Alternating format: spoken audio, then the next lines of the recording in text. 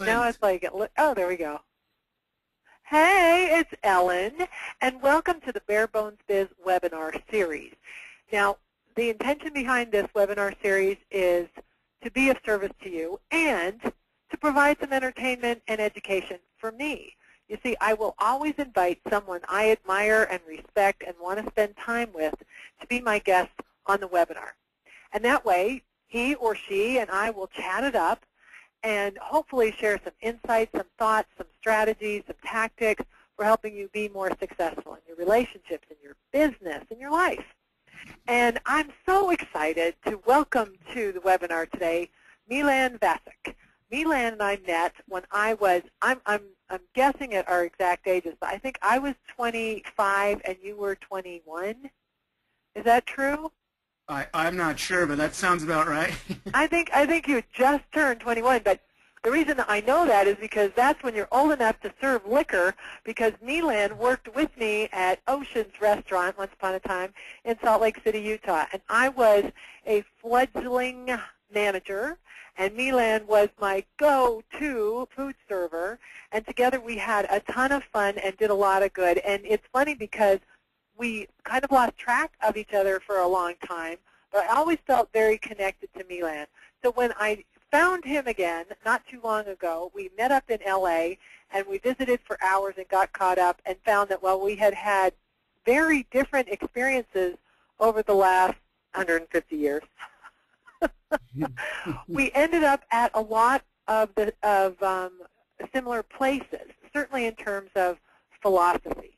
And so when I told him about what we do at Bare Bones Biz and he explained what he was doing in his latest career, I thought this would be a great fit to invite Milan to come and visit with me and visit with you. The topic of our webinar today is called Finding Fulfillment Under Fire. I always like a good alliteration.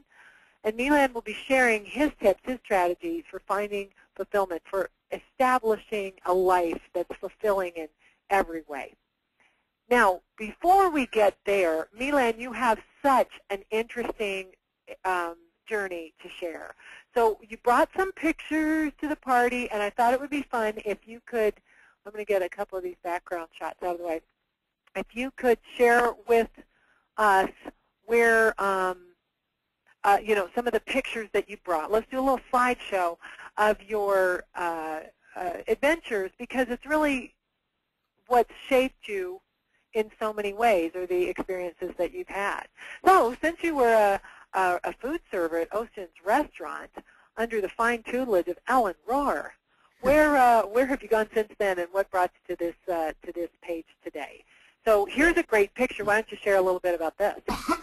Yeah, before I do that, Ellen, I do want to just say thank you to you. You've always been one that has inspired me, and I've admired you from the time I met you. So it is fantastic that we've reconnected, and it's funny, you know, that old story about the teacher always appears when the student needs you, or when you're ready to learn that lesson. As I've been creating this new business, it's been a perfect segue to see what you're doing with Bare Bones Business, and it's helped me a lot. And so, you know, it's interesting that our paths have crossed again. Well, and we're going to stay in better touch this time around, because I'm really excited to help you expand your business, and I know I always learn something from you. I've always been a big fan of yours as well. So we got the Mutual Admiration Society today. Yes. Just look at that big smile you've got there. Your Aloha shirt, and happy people all around. What happened here? Well, this is Fiji, just this past April, and I completed my Anthony Robbins Mastery University sessions with, I actually got my brother Steven to go over there with me. And this is a culmination of a dream for me that I've been, you know, thinking about for probably 15 years or better, and it took me about almost 4 years, I guess, to complete it. You have basically 3 seminars you go through with Robbins. One of them's walking across fire. Out here in Fiji, you do what's called life mastery, and you climb up a pole and jump off 55 feet, you know, into nothingness. And it was really, it's, you know, one of those things that has shaped me throughout my life. So it's a proud moment for sure. That is so cool. And I'm just saying, lots of folks sign up. Hi everybody. If you have a question for me or for Milan, this webinar series is casual, fun, interactive, and certainly we would invite you to participate. So you can ask a question by typing in a question, or you can raise your hand on the control panel that you've got on your screen, or you can just hang around and lurk. We like that too, because Milan has lots to share. So any way you'd like to participate is just fine with us. Okay, I'm going to bring another picture up. Great. And okay, now one of my, oh, did you want to share something else about that? Not about that photo, but I wanted to start a little bit earlier and just say, you know, one of the things I think that got me to where I am is just the life that I had. And I had parents that divorced when I was about 10. My father ended up passing away at 14. And I came back from Yugoslavia, sort of a changed person, seeing that and then witnessing over the next few years how hard my mother had to struggle to make things work. And she's amazing. She's, you know, I don't know how she did what she did raising 6 kids, but she's the one that set in my mind this idea of you can get anything you want. You know, I remember her starting a pie shop and selling Amway, and some of those first Amway books that I got my hands on, things like Think and Grow Rich and Rich DeVos's book, really shaped me as a young man to understand that, you know, I had a fantastic life. 6 siblings in our family, 4 brothers and a sister that we all are very close, and I'm really proud of that still. We have a lot of fun when we get together. So I didn't recognize growing up. I was very happy. I didn't recognize until probably junior high school or high school the struggle and the trouble that my mom had, and the fact that we didn't have money. You know, we were poor. And so I say all that only to point out that that's not what's important, but what's important was the philosophy that my mom was able to give us as young kids. I didn't experience any of that. I didn't know any of that until I, you know, was cognizant of my own much later. So that was one of the things that shaped me and brought me down the road to say, you know, you really can create things in your life that you can view them and create them in a way that you want. So it started at a very early age for me. So here we are now at Extreme Makeover with Duncan Construction. Well, before you say that, I want to underline something that you said there. Sometimes, too, I'm looking at the list of folks who've joined us today, and a few of these people I've had conversations with. I know how motivated they are to help the people who work with them expand and develop and find fulfillment in work and a satisfying personal life. Sometimes the lessons that you share or the information that you present may not find fertile ground right away, like what you just described about your mom. You know, as she was laying all that foundation for you, sometimes it takes some time and experience to appreciate or recognize what was going on. And I can so relate to that in my own experiences, how many times I thought, oh, that's what they meant about that, or wow, I didn't even appreciate that at the time, but now I sure do.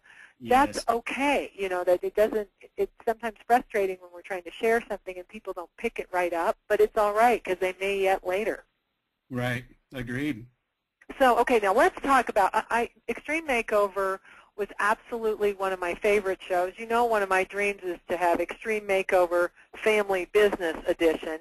I think this concept of helping a brother out, of using television as a medium for sharing the human experience and lending a hand is so incredibly powerful. Tell us about your experiences with Extreme Makeover.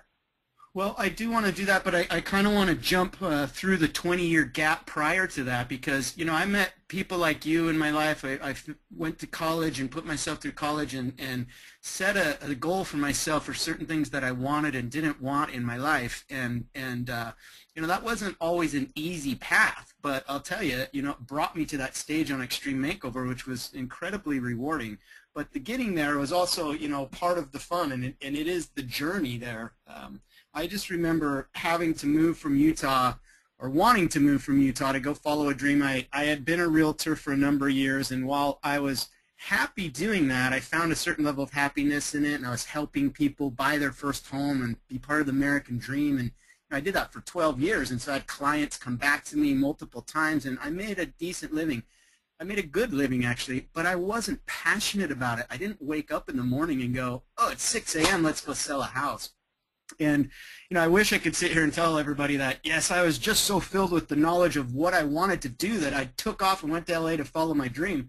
But the truth is, it was a lot of pain and suffering that caused that leap of faith, if you will, for me. I was in a lot of pain because of relationships and things that hadn't worked out, and just, as I said, the job wasn't really that rewarding. And so it was pain-driven that got me to say, you know what, I'm not going to be the guy that wakes up at 30 or 40 or 50 and has a midlife crisis and says, I wish I would have. I don't want those words in my life. So I was very fortunate. I had a good mate, John Piccioni, who we had met a number of years back working at a ski resort, and we were both kind of going through a similar thing. We put everything in a U-Haul truck, and drove out to California on a wing and a prayer, and it was the best thing I ever did. I remember vividly how hard and scary that moment seemed, and then about 3 months after I'd done it, even though I didn't have a job or anything else in California, I just remember the feeling of that was the best move I have ever made. Oh, I just got goosebumps hearing you say that. That you. is so cool. Even though I didn't have a job, you still knew. You had that deep-seated understanding of that was the right thing to do. That makes me happy to hear it. That's right. Very cool. There was no looking back. And, again, I was in my 30s. I had a couple of careers at that point and was trying to restart in the film industry.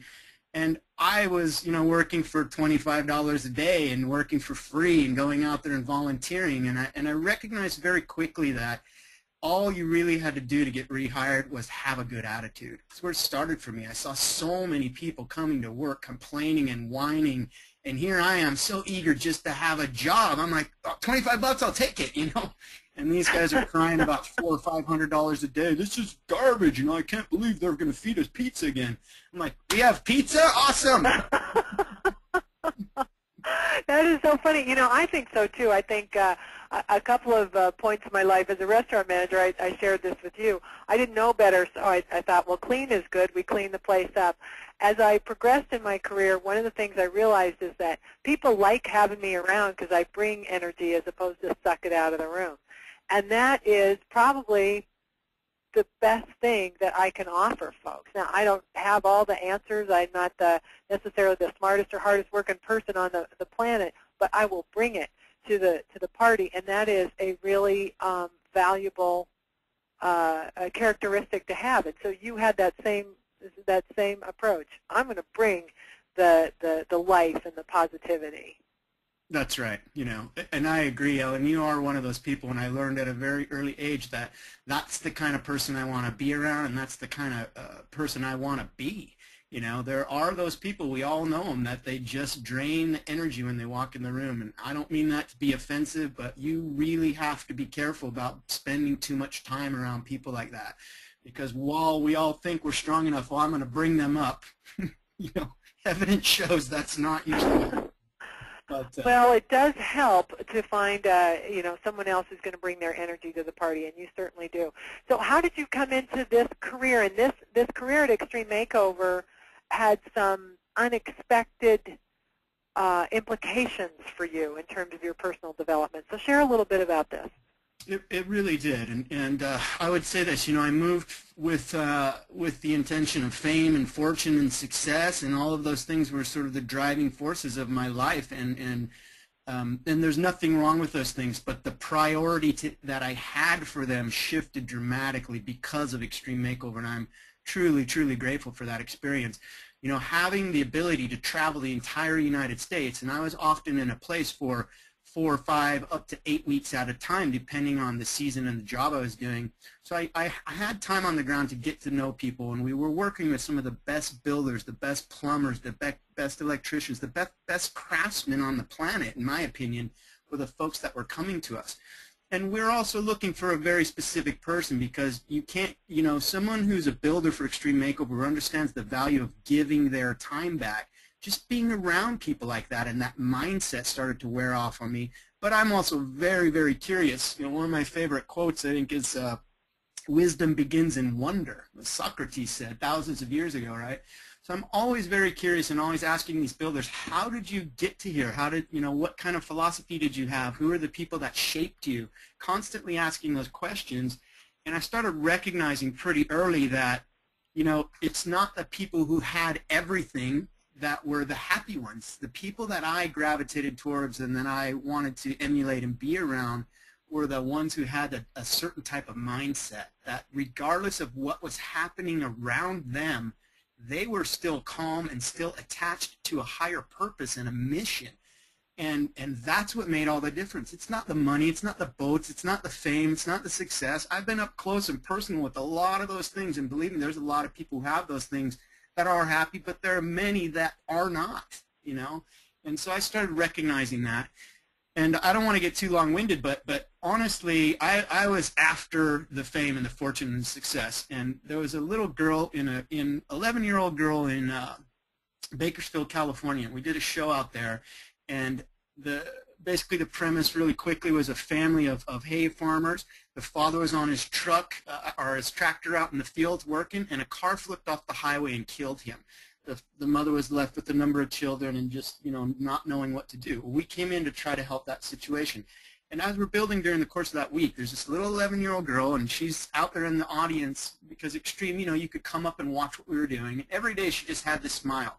And I'm working 16, 18-hour days in the dirt and, you know, all the grime and stuff. I'm fully enjoying it, but, you know, it's like life. There are challenges and there are struggles with every single part of it.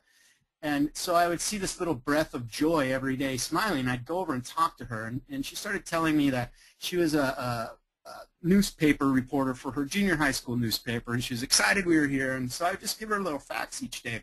We used 20,000 feet of board lumber and this many nails, and, you know, here's Ty's secret project, and here's what's going on with Paige and Polly. And so it was just a treat to see her. So we go through the course of the week. I think it's the day before reveal comes up, the day before we do the move the bus scene. And I get a call from our chief of security, and he says, Milan, there's a woman down here. She's very, very upset. She needs to see you.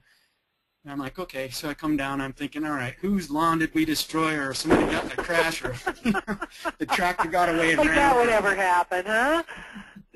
Right. And so as I walk up, I see a woman there, and she's obviously distraught in tears and talking to the security chief. And I come up, and she says, you're Milan? I'm, yes. And she just bear hugs me, embraces me, and she's in tears. And she says, I want to thank you so much for what you've done for my daughter. And I'm like, you know, okay, who's your daughter?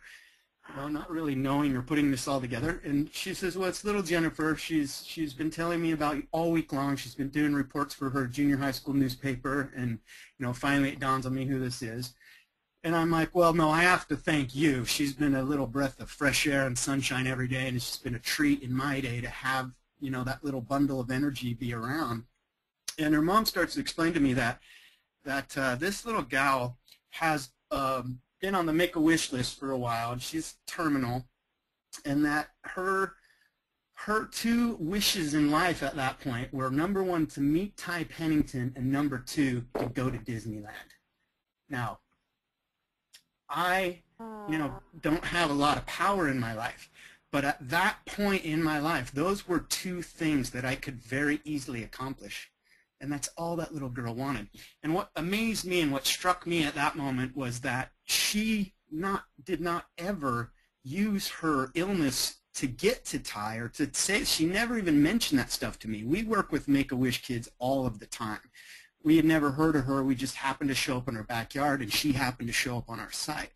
And it just really struck me, and I don't think I got it for a number of months, but it struck me so clearly how I was not the person who would have done that. I would have been saying, you know, I'm dying and all I want is to meet Ty. You know, like I would have been pushy and trying to get my way that way.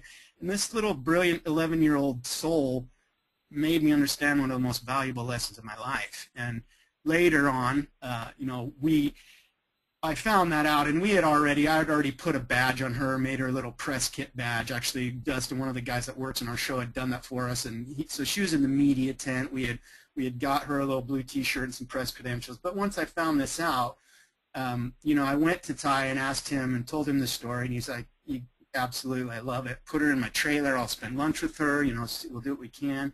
Ty was busy on set that day filming for a couple hours, so I didn't want her waiting around, so I took her over to Polly and Paige, and they got her out there painting and helping, you know, put things in the house, and she was just walking on cloud nine. And I was amazed to see the crew and the talent and the cast on her show just embrace her. It was just such a beautiful moment. Well, a number of months go by. I get a call back from her mom, and she says, you know, little Jen's passed away, but I need you to know that that little girl smiled every day that she put that blue shirt on. And she'd come home from school and want to wear it. And she'd have that little badge and that little press credential. This meant so much to her, and it made her smile. And, you know, you try to get through this without the emotional part of it, but really that's the part that I'm still taken by. And I could cry on a drop of a dime just thinking about her. And You're making me cry. Thinking it's about so the cool. message. I love how, my favorite part of the story is that you did what you could, what you did have the power to do, and it was no coincidence that she was there and you found her. Right. There's It's another a great story.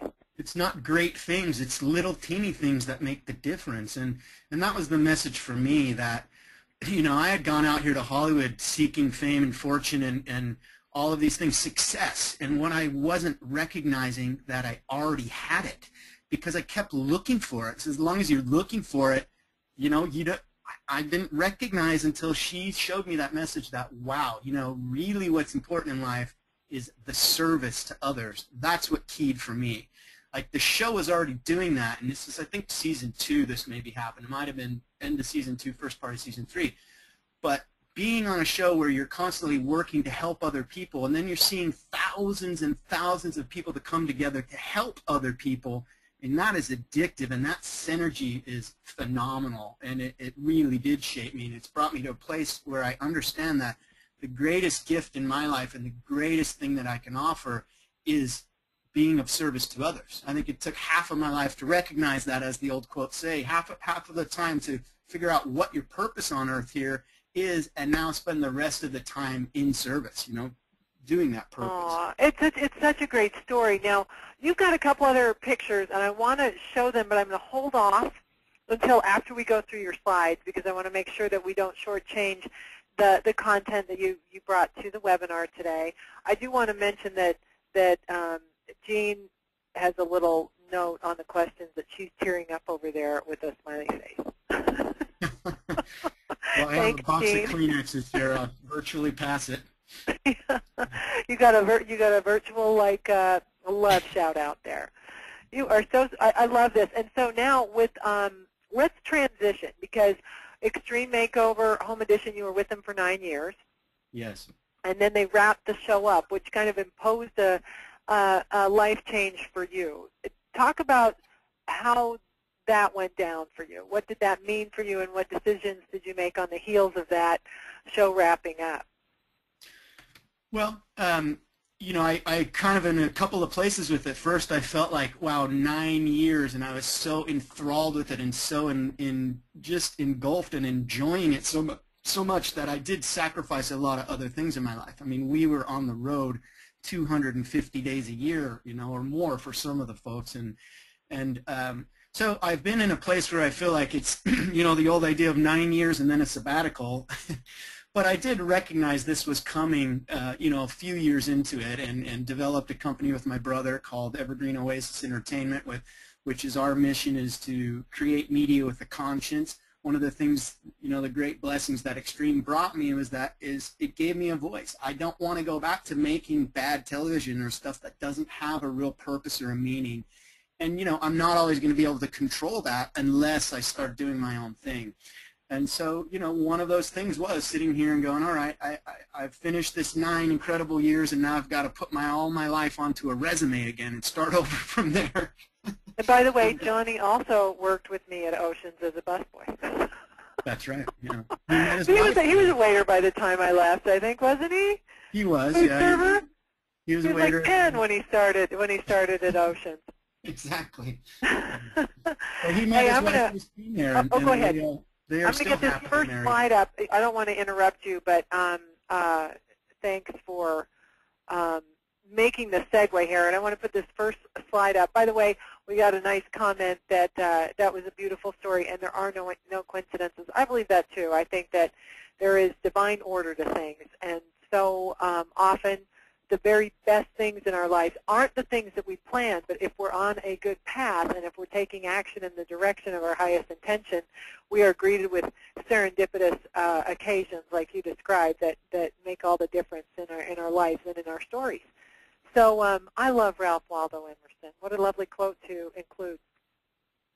Thank So you. carry on then. So you had this moment. You've got the production company going on with Johnny, and I do want to share that. So let's make sure we show your Facebook page and the Mind in the Water page and stuff, so folks can become your friends if they're not already. Right. But, Well, so one of the ideas that I had while I was on Extreme, and as a manager, as a co-department chair with my dear friend Andrew Harrison, and we managed about 50 people, including the location managers, assistants, and all the security officers that had to travel to each site. And in trying to inspire them and keep them happy, because here's the thing. Everybody has a tough day, but we're ABC television, and we're out there with thousands of people walking up to us, and we are on the clock 24/7. You can never let your guard down. You can never be swearing in front of those family audiences or doing things that you see often on film sets. So how do you challenge people? How do you get them to rise to the occasion? And the entire crew on Extreme, my hat goes off to them. There's so many amazing people on that show, and a lot of them got that. They understood that we are on a stage and we have to represent these ideals that the show stands for, of brotherhood and stewardship and those types of things. And so I've always been a big fan of coaches. I've had them my whole life. People have those have been the greatest lessons coming from others, and reading and things like that. So it's no coincidence to me that any time I was able to do that. Some of the early entrepreneurship days for me is I started my own guitar lessons, or I give lessons to people and just did things that I could. I was a DJ for a while and a wedding singer, if you will, because those are skills I had. But what I recognized early was it was the teaching of those skills and watching someone else get turned on by that little bit of information, or showing them a new chord or a song or an idea, right, that changes their whole life. Because that's what happened for me. And I know by going through all those experiences that that's what jazzes me. So this whole idea of now I have my life again to recreate in certain ways, and I wanted to take it with this voice that I had, which is the message that I've sort of learned from watching and being around all of these people and finding those that are fulfilled, and what is that difference. And so I came up with this idea of finding fulfillment. It was inspired a lot by a friend of mine, Emily, who keeps asking me to come down and work with the soldiers in Texas, and I do hope to do that, and this is why we're here where we are now with this seminar. So I wanted to find a way to very quickly go over sort of this 25 or 30 years of information that I've been studying and researching and amassing, and I came up with this idea that really everything that I've been reading over the course of that 25 years could be put into these sort of 4 concepts, which everybody is aware of: your mental health, the mind, the heart, the body, and the soul or spirit, if you will. So that's your mental health, your emotional health, your physical health, and your spiritual health. And I recognized that I had to do work in each one of these areas in order to sort of be the progressive and evolved human being that I wanted to be and become.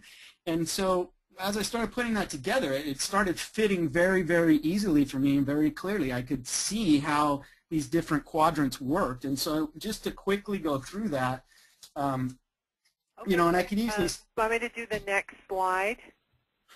Yeah, this okay. Slide, the reason I put it up there is this is part 1. This is about, for me, about the mindset. It's about your attitude. It's about how you're thinking. How you think relates to Let me reiterate just to make sure I'm on the same page. So it's how you think governs how you feel. That's the second quadrant. Correct. Which affects what you're willing to do. Correct. And then that determines how you connect and contribute. And which, for me, is talking about how your spiritual growth or your connection with others, the legacy that you're going to leave. Because really, for me, that's where fulfillment comes from, Fulfillment, it's not about happiness. Happiness is a fleeting emotion that comes and goes. We're not always going to be happy, but you can have a sense of underlying fulfillment, that what you're doing is correct, that you're on the right path, and so that is the idea, yes. Oh, I like that. I saw Oprah on, was she talking to Stephen Colbert? She was talking to Colbert, of all folks, to have this conversation with. I'm a huge Colbert fan and Oprah fan, but she said the same thing about happiness, that happiness may be overrated because it comes and goes, and do we really want to be happy all the time? As someone who is happy most of the time, it still resonated with me when they discussed that beyond happiness is that sense of purpose and fulfillment.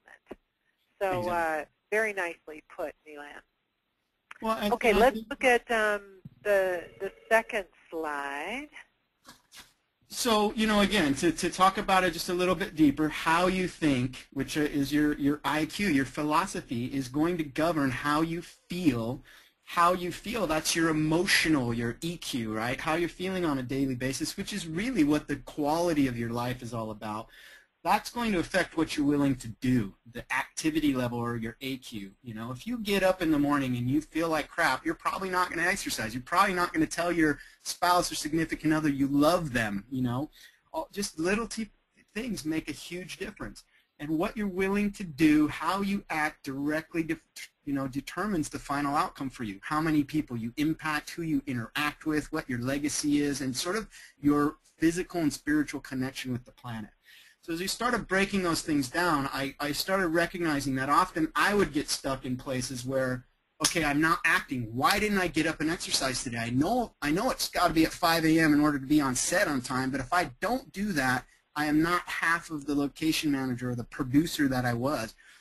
And so I often couldn't make myself act. But what I started recognizing is I needed to move back a couple of steps and say, it's really my thinking that's causing this, because my thinking is governing what I'm feeling. And my example for that was back to that first quote for a second about, look, if you look at life as a struggle, if you're set up for life, your philosophy, your IQ says life is a challenge or life is a chore or life is hard, you're going to have a certain experience in life. But if you wake up and say every day above ground is a good day, you got a pretty valuable setup, in my opinion, for the things I want in my life. That's a good philosophy to adopt. Every day above ground is a good day. Let me add to this, because this has dawned on me later in life. I early on understood that to be healthy and to have a good physical experience, you had to work out. Like you had to go to the gym or go for a run, go for a swim. You had to do things, and those things required discipline. But it wasn't until much later in life that it dawned on me that that same approach can be applied to your mind. Like if you just let your mind sit on the couch or, spiral out of control on any thought that comes within it, then no wonder you're going to feel crazy. The discipline and practice and a physical fitness-like approach to your mental state is required, and that's what I like so much about what you're sharing. Well, thank you. And I agree absolutely with what you said. It dawned on me, too, that it works in every part of your life, And so I love the old Deepak Chopra analogy where he says, the average person has something like 60,000 thoughts every day. The problem is 95% of those thoughts are the same thing. And for most people, it's looking in the mirror and asking questions while they're getting ready for work in the morning. We all have those mantras. But most of us, most of the time, I've found, in my experience, people have such negative dialogue with themselves. Their questions are, why do I have to go to work today? Not recognizing that the fact that they live in America and have a job puts them in the top 3% of the planet. Most of the planet's not even earning $2 or $3 a day. They have to worry about their water or where they're going to eat, problems we don't even touch in the States. And yet we still have the ability to put ourselves in these horrible states of mind just simply by our own philosophy, by the own questions we're asking our brain. What's good about this? Do I have to do this or do I get to do this? Those two questions lead you to very different places. And so I started recognizing my own patterns and that my thinking was stinking, as Zig Ziglar says, right? You got to change the stinking thinking. And once I started doing that, it dramatically changed everything else. The running became so much easier because I had a bigger reason to do it. And it wasn't painful. It became pleasurable. And now I'm addicted to it. If I don't do it, I feel out of sorts. I have to go do it in order to have fun. So discovering people like Emerson and John Lennon, that quote right there, that quote about to laugh often and much to win the respect of intelligent people, that set me on the pace. That's what I want my life to be about. That quote's not about having $100 billion and being the king of the world and, owning all kinds of things. because that's not really what matters, at least for me. Again, this is all about the perspective I have and hopefully sharing that with others who have a like-minded sort of attitude. But what I'm finding, too, this is the bonus. It's like when you focus on this, you are lighter, you think clearer, your mind is less busy and confused, you make better decisions, and wealth and success that previously was held away from you comes easily. So right. the side dish is that it's not at odds with some of those more material desires. That they're not at odds with that at all. In fact, it makes it all so much easier. One of the mantras that I've been challenging is, does it have to be hard? What if it were easy? What if all that work that you did, what if you just set that suitcase down and picked up the one that said, I think this is going to be easy. Exactly. You know? So the John Lennon quote is lovely as well. Right. So for me, you know, I was around a lot of people in my youth that I didn't see them being happy. I didn't see them after the things I wanted. And so I needed to reach out to other people and other experiences to sort of form this philosophy, right? And we all do that. I mean, whether it's through songs or poetry or books or movies, or I love the old Jim Rohn stuff when he talks about, you know, it's about taking the soil and the sunshine and the rain and the seeds and the seasons and seeing what you can do with that, coming up with what you bring to that, because I do believe we are each unique individual experience, you know, people with experiences that have shaped us, and we all have something to offer to this planet. And you know, one thing that strikes me over and over again is that idea that sort of the opposite of courage is not actually fear, it's conformity. That's what's causing a lot of problems for us, I feel, is too many people trying to conform rather than be who they are. And this quote for Lennon really kind of drives that home, or the other one he has where he talks about, you know, I've been odd my whole life, but for me, this is it, you know, it's pain and pleasure. Are you going to operate your life from the place of fear or from love? And again, if you can govern that first quadrant with the correct sort of thinking, the true teachings, if you will, you know, or whatever it is you're after, because again, this is a place where you have to decide for yourself. What I'm saying works for me. It's not going to work for everybody, and everybody has to choose their own. But you take all of those sources that you have, the movies, the people, the leaders, the heroes, all of those things, and you form this IQ, if you will, and that's going to govern the next few stages of your life, or the next few cycles of these quadrants, if you will. So to keep moving on, you know, in that IQ area, we could go on for an hour, and this is what I do in my coaching business, and this is a workshop that I'm developing and would love to, you know, offer to everybody down the road. If they're interested, let me know. But so, you know, here we go again. We know I'm not laughing at your offer. In fact, we got to make sure that we, before we get off the phone, I want to make sure that everyone can get in touch with you on Facebook and see your movie Facebook page too. Right. But I just started laughing at the quote. Yeah. Right. It's a great quote. But so actually, the scary part is that moment in the gap when you choose to set down that which you were previously attached to and set off in the direction of what you really, really want. But the first few steps may be in the hallway. Right. But learn to enjoy those parts. I think that's been a big message for me. There's an old Black Crow song that says, "The pain's gonna make everything all right," you know. And I think recognizing that pain and suffering, if you will. I try not to use words like suffering or stress, because I find that if I frame those in different ways, like rather than saying I'm stressed, I say I have some challenges right now, but I love a challenge, right? It really does help. It makes a difference. So even this, I laugh at this joke, but I wouldn't frame that in my way. But man, these hallways, you know, can be tough or something. Hallways are a bitch. But so. Well, I think too that's where the stories are. That's where the songs are written. You know, would you really wish that your child, for instance, never had their heart broken? I mean, as someone who had their heart broken, that's an experience I would never want taken away from me. So sometimes I think we think that it should go smooth all the time and neglect to notice the joy and perspective and the lessons and the deep feeling that comes from the rough times, sometimes the worst thing becomes the best thing, or at least it has for me over and over again. Pressure is what makes a diamond, right? Mm-hmm.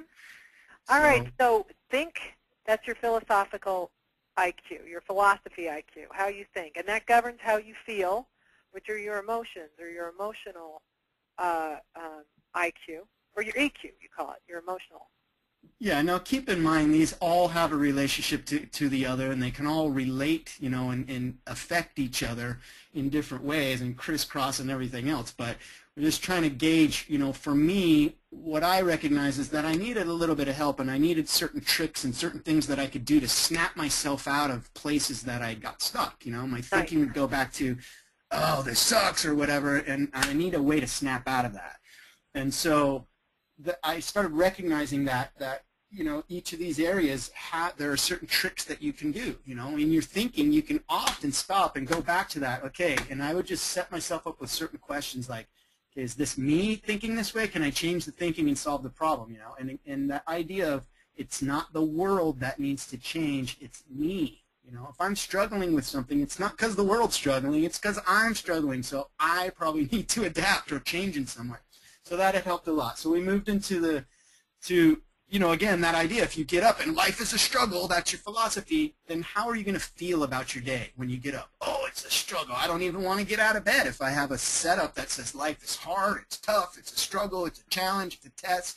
I had to change all of that baggage, and I had to turn it into life is a treat. Life is a dance is what I say. You know, and the dance sometimes goes fast, sometimes it's slow, sometimes you know your partner, sometimes you don't. But it's exciting and it's invigorating. And I'll tell you, there wasn't one time on Extreme Makeover in that 9 years where I was like, oh, do I have to do this? I was certainly tired at times and didn't want to get up at a 4 a.m. call time to be on set. But once it went off and once I got up, I'm like enthralled with that business of being there. So it did dramatically affected how I thought. I was thinking, this is what I should be doing. I love what I'm doing. And so the feelings came with that as well.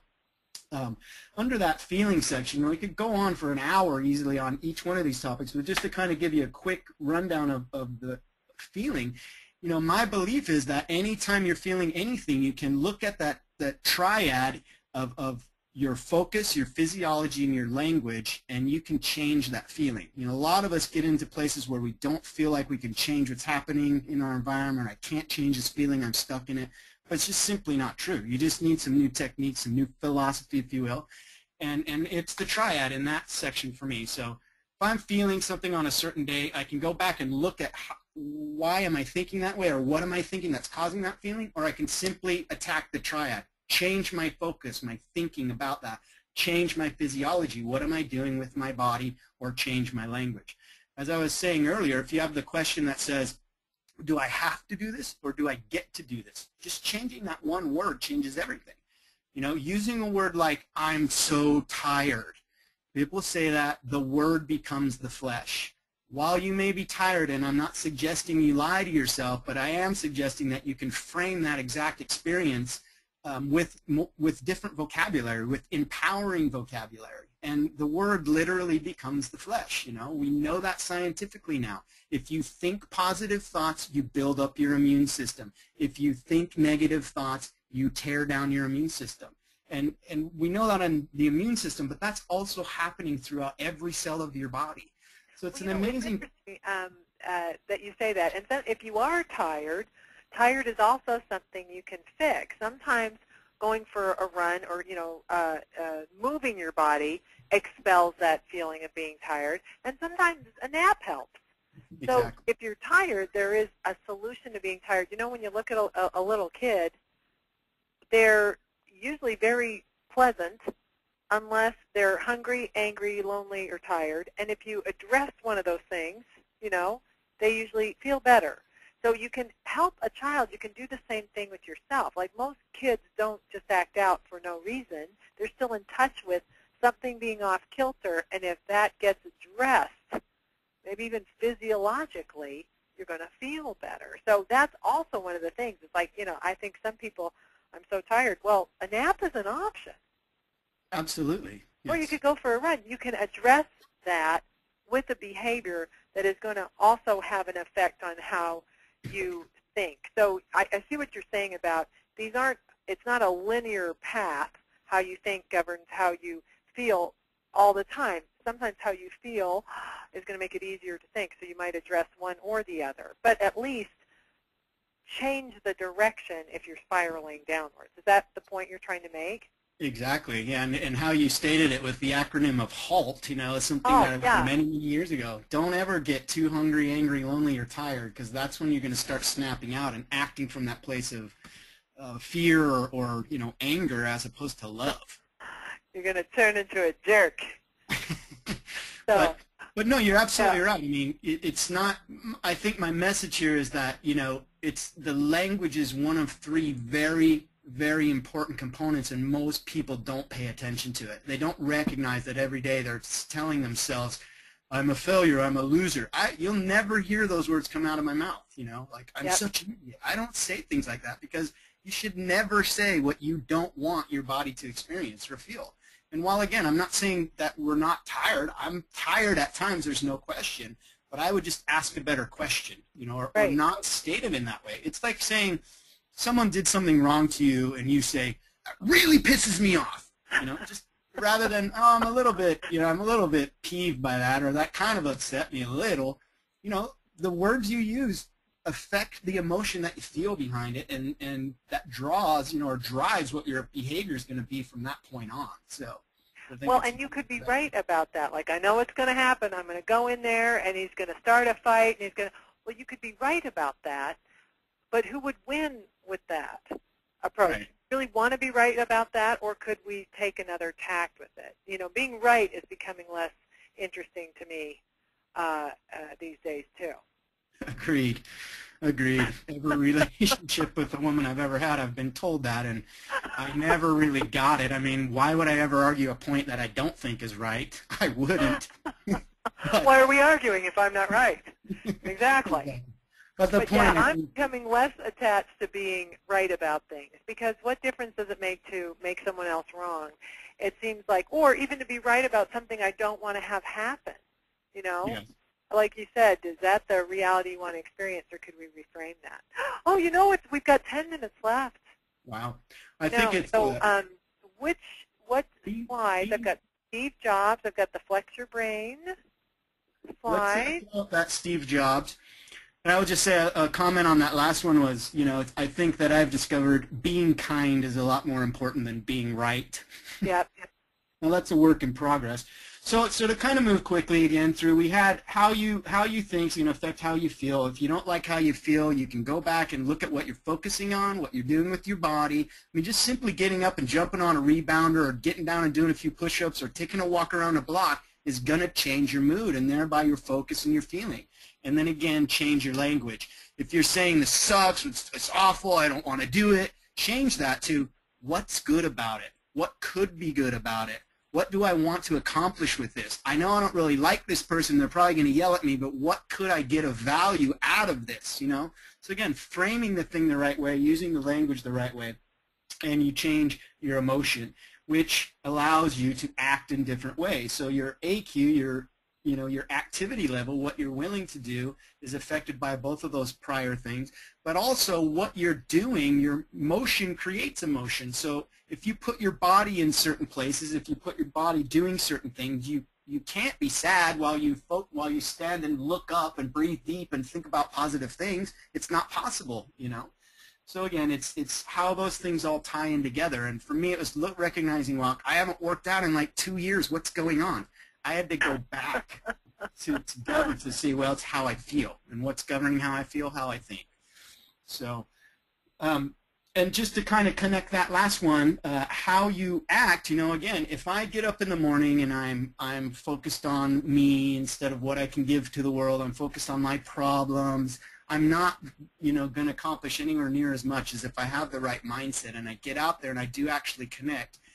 And I'll put it in this way, I guess. This last weekend, I've had a chance to work with a Surfrider, and we're doing some training to be a Rise Above Plastics speaker, because we have a huge problem in our planet right now with plastics. Every single bit that's ever been created is still out there in our environment. And as I got up, early at 7:30 the other morning to go for a beach cleanup, I'm struggling with that same thing I'm talking about. It's like, God, I really want to do this, and I had to do some work. I had to snap myself out of it. I just got down, did some push-ups. I went and read my goal sheet because that will attach me to the right thing. And so I made it. I made it to the thing, did a beach cleanup, and I'm out there picking up garbage. And when I was done, it was like one of the best feelings I've had in a long, long time because I was really connecting to what's important to me, making a difference. And one of the things I wanted to say about that first Emerson quote and about the ideas that I had before about what's important, success and fame and fortune. And don't get me wrong, I don't think there's anything wrong with having $100 billion, being king of the world, and having 17 Jaguars if that's what you want. But for me, what I recognized was I was setting goals that were so far off in the distance, and I had this idea of happiness and fulfillment attached to the goal rather than the process. And that quote by Emerson, where those things are something I could do every day. Appreciate beauty, laugh. Those are things that I can accomplish on my own. I don't need anything else to have that level of success. And so I started recognizing I can be successful just waking up because I can appreciate life. And that's one of the criteria I now have for success, as opposed to complete independent financial freedom from the rest of the planet. Like I still want that. Well, and your energy, Milan, I have just enjoyed it so much as we've been talking. I feel, you are someone who gives joy and happiness and energy to people. I am completely juiced up from talking to you.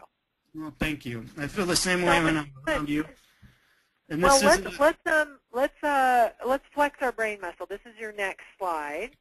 Well, let's leave that jobs up for just a moment, because that's really a nice way for me to kind of end it. Is just if there's anything that I could say, it's just that I feel like I've found my voice, and I want to help other people do that. And my voice is in coaching. It is in helping others, sort of understand some of the lessons that I've learned and giving that gift to others. But I want them to be inspired to do whatever it is they're going to do. We have amazing kids and amazing people on this planet that can solve all of the problems we have if they're just given a little bit of coaxing, just a little bit of love, a little bit of direction. And people like Steve Jobs, when they make quotes like this, don't be trapped by someone else's dogma, don't do it. Live your own dream. So if there's a message I could leave, that's it. Let's introduce folks to how would you like folks to be in contact with you? If you're interested in how Milan could maybe help you with coaching, or you want to learn more about the movies and projects he's working on, where can I steer folks that would be a great way for them to learn more about you and get in touch with you? The first place would be our Facebook page. It's facebook.com and See Change Council, S-E-A. I think I've got it. Oops, Sear. I know we have friends on it. Yeah. Here it is, See Change Council. He's always got great pictures on it, too. Yes, one of my passions, photography, for sure. So, pictures move me and inspire me and say so much. Okay, so the See Change Council, and this is an organization you're working with to help clean up the oceans, take care of to be good stewards of the planet. Right. My idea here is the Sea Change Council is basically meant to be a sort of mastermind alliance. I'd like to attract people who offer different skills, and we're only a couple of months old, so it's a work in progress. But for my part, I'll be offering coaching and things like that, seminars, workshops for business professionals and corporations, and also individual coaching. But we hope to also draw people to it that offer other skills. We have some interest with some Reiki healers and practitioners and psychotherapists, counselors of all types. So I look for it to be sort of a guide, if you will, to new information and information that's not out there, that's not being presented in our media. And just, guidance to help my voice, if you will, putting it out there, and hopefully that helps people. And you've got a Facebook page for your movie, too. Yes, and one of the other things we were involved with my brother Johnny, through the Evergreen Oasis Entertainment, is the movie Minds in the Water. We're about 1 month from the release date. It's actually November 13th is our VOD date, so it'll be available on, I'm not sure of all of the outlets yet, but iTunes and DTV and Netflix and all those types of things. Actually, Netflix is several months later, but you should be able to get on iTunes. Oh, that is rockin' awesome. Yeah, and we'd love you to join the C-Page Council. We'd love you to go over to Minds in the Water, and if that's a message, that the movie's sharing that you enjoy, then please join us there as well. Yeah, you can see there's Dave Rostovich. This film, just to give you a quick blurb about it, is basically one surfer's journey from apathy to activism. Dave Rostovich is a world-class surfer. He doesn't actually have to surf competition. He just travels the world surfing, trying out new gear, and sharing his message. He was in the water one day in Australia surfing with a mate, and a shark was veering down on him, about to attack him, and right before that happened, a dolphin came up and knocked the shark out of the way. And it just woke Dave up. He says he recognized that there were other minds in the water. And so this is his tale, his journey, and proud to be a part of it. And I think it's a wonderful film. We've been screening it across the country at film festivals. We've won several awards with it, and it's inspiring to see people as they come out of it. It's really great to be a part of something where you actually see at the end of the day it's making a difference. We've had people come out of the theater saying, "We're going to go clean up the beach," or "I'll never go to SeaWorld again," or whatever it is, and that is truly fulfilling, I will tell you. Yay! Hey, do you have a site? I know your consulting and coaching business is newly formed. Is there a site yet, or what would be a good way to get in touch with you if someone wanted to talk to you about those services? There is a site, but I haven't been able to link them up yet to the easy names that I have. So the best way is through that Sea Change Council, or I can also put up my number. You can call me directly. Let's see how I can do that. I think I can move it over here. Oh, you know what I can do too? I'll put it here just so it's on the recording for those folks who didn't come. So it is 574 4561. 4561. And definitely become Milan's Facebook friend. If you're not my Facebook friend too, go to Ellen Rohr at Facebook and be my friend so that we can continue to support each other as we express our gifts and are of service to one another. It's been such a joy to have you on the webinar today. I've gotten so much out of it, and I'm so proud of you. I've always felt like your mother, even though I'm only 15 minutes older than you. No, I am a lot older than you. But I still have always had this just motherly appreciation of you and your family, and I'm so proud of all of you. Well, thank you so much. I've really enjoyed it too, Ellen. You're always a pleasure to be around, and I wish you much success. Woohoo! Hey, and the movie coming out on DVD and then iTunes and everything, I think this is just so exciting. I do too. It's been a culmination of a number of years. This is an awesome film, in my opinion, but we'd love to hear your opinion on it, and it is available, so join us on the website. We're doing some contests this week to give away posters and some patches, and we do have some swag available, t-shirts and hats and stuff like that on the mindsinthewater.com page, web page, so you can check that out as well. I'll put that up too, mindsinthewater.com. Woohoo! Well, you get the last word. So anything that you'd like to say that you haven't had a chance to say yet? I just think, as a final message, I guess, is for me, I've learned to take advice but not orders, and it really is about finding your own voice, because you're not going to be fulfilled following someone else's journey or dream. So whatever that is, however crazy or strange or odd it may seem, just step out there. Take the leap of faith, and I believe if you follow your dream, you will, live a life that most men never touch, to paraphrase Emerson a little there.